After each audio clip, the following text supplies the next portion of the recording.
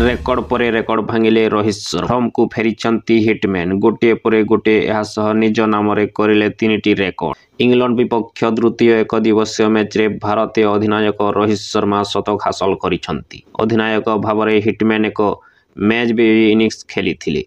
रोहित धुआंधार score जो भारतीय दल द्वितीय मैच एवं सीरीज सहजरे जीति पारिछि। रोहित शर्मा दिनिकिया अंतर्जातीय क्रिकेट रे तांकर 32तम शतक हासिल करिसेंती। रोहित 339 दिन पर शतक हासिल करथिले।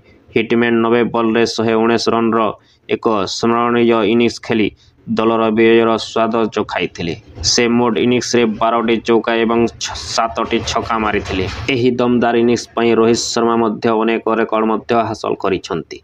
रोहित शर्मा तांकर 32तम शतक सहायतार रिकी पॉन्टिंग को पछरे पकाई दिनिकिया तृतीय सर्वाधिक रन स्कोरर होइछंती। केवल सचिन और कोहली आगरे अछंती। एहा सहित समस्त फॉर्मेट रे भारतीय ओपनरों द्वारा स्कोर करा जायथिबा रन मामला रे रोहित सचिन तेंदुलकर को पछरे पकाई दैछंती।